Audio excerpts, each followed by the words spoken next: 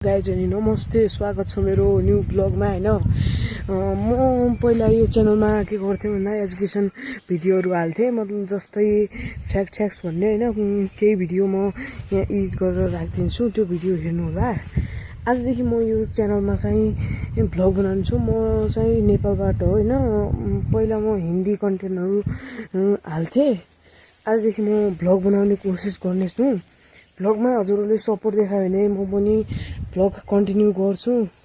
Support देखाउनु होला guys, अहिले लाइक सेयर एन्ड सब्सक्राइब सब ठोकिदिनु होला।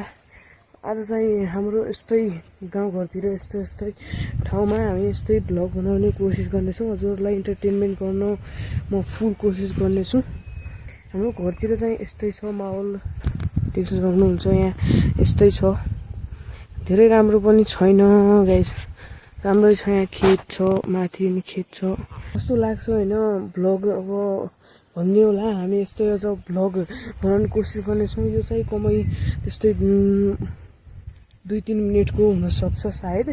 म पछि अहिले चाहिँ मेरो इक्जाम आइरहेको छ, इक्जाम पछि म फुल ट्राई गर्नेछु हजुरहरूलाई डेली भ्लग गर्न हैन। भ्लग त गर्छु हैन, यहाँ त्यति इन्टरनेट पनि हुँदैन हैन। यहाँ यस्तै दुर्गम क्षेत्रतिर हो नि त, बजाङमा पर्छु हैन म नेपालको।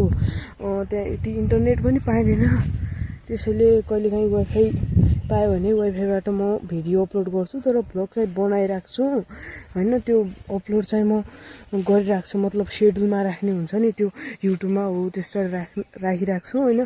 त्यो हजुरलाई पुगिरहन्छ क्या, दिनको दिन भिडियो। एक दिन वाइफाई पायो भने म त्यसरी भिडियो हाल्ने कोसिस गर्छु। हजुरहरूलाई कस्तो लाग्छ मेरो भ्लग कमेन्ट गर्नु होला। आजको लागि भ्लग चाहिँ यहीँ इन्ड गर्न चाहन्छु हैन। अब धेरै राम्रो पनि के बनाउने हैन, केही छैन, कुरा सब भनिसकेँ हैन।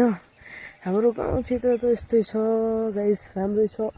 अब यहीँतिर हो हैन।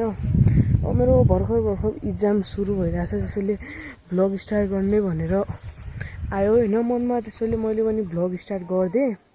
तर केही छैन, म भ्लगमा कन्टिन्यू काम गर्छु। सपोर्ट आयो भने छन मेहनत गर्छु। सपोर्ट पनि गर्नु होला गाइज, तपाईँको एक साथ सपोर्टले हामी अगाडि बढ्ने हामीलाई हौसला मिल्छ हो गाइज। अब मिल्नेछ।